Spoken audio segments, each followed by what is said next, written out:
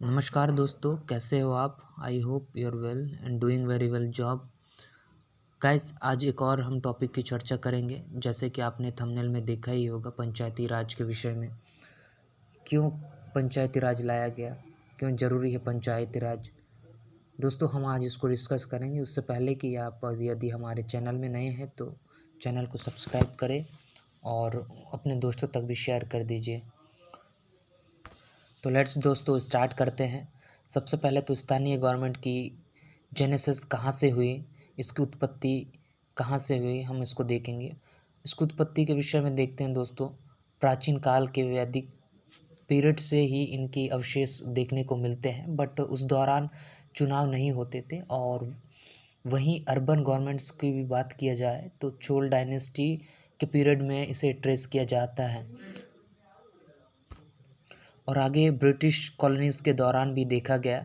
Lord Ripon and Lord Mayo को इसके जनक के रूप में रिकॉग्नाइज किया जाता है।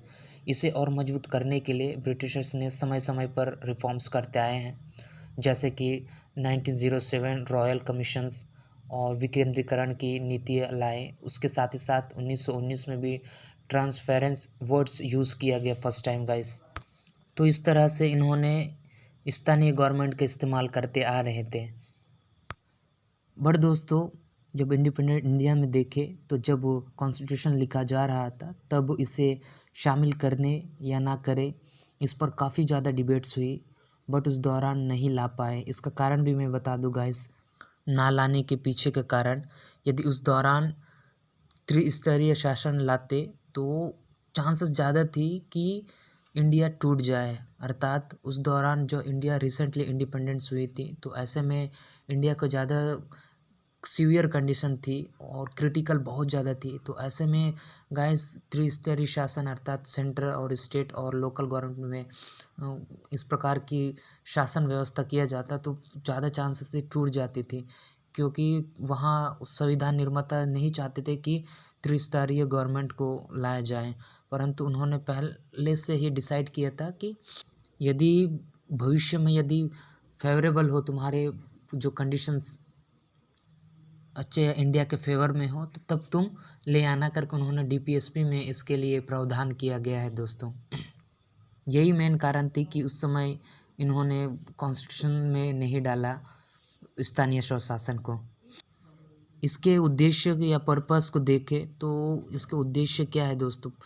स्थानीय स्वशासन लाने का उद्देश्य क्या है? जब रूरल एरिया में देखते हैं तो जब लोकल लेवल पर कई बार सेंट्रल के द्वारा जो सुविधाएं नहीं पहुंच पाती, अर्थात जो सेंट्रल या स्टेट गवर्नमेंट के थ्रू जितने भी निर्णय लिए जाते हैं, नियम कायदे बनाए जाते हैं या पर्क्स जो दिए जाते हैं, उस जो सुविधाएं उन तक लोकल लेवल पर या ग्रामीण क्षेत्रों में नहीं पहुंच पाते हैं।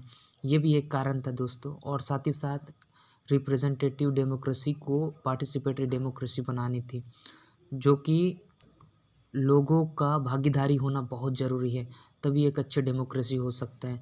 यदि अर्बन लोकल बॉडीज़ में देखें तो लोगों को सशक्त एवं जागरूक करना था।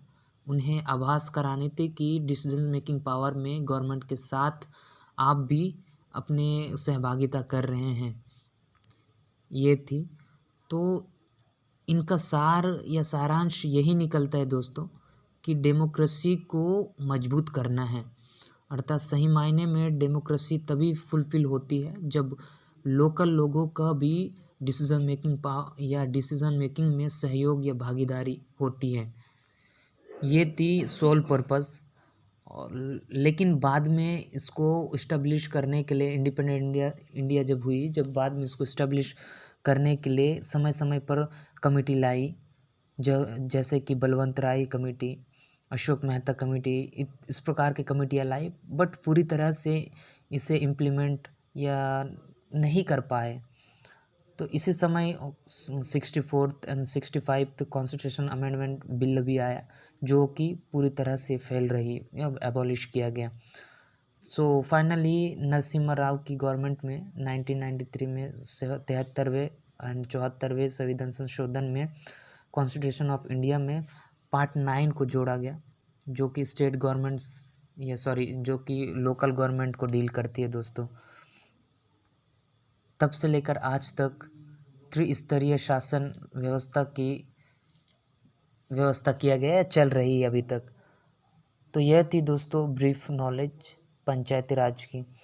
तो यदि आपको वीडियो अच्छी लगी तो शेयर एंड सब्सक्राइब कर दीजिएगा और अपने दोस्तों तक भी शेयर कर दीजिएगा। थैंक यू दोस्त, नेक्स्ट क्लास में मिलते हैं।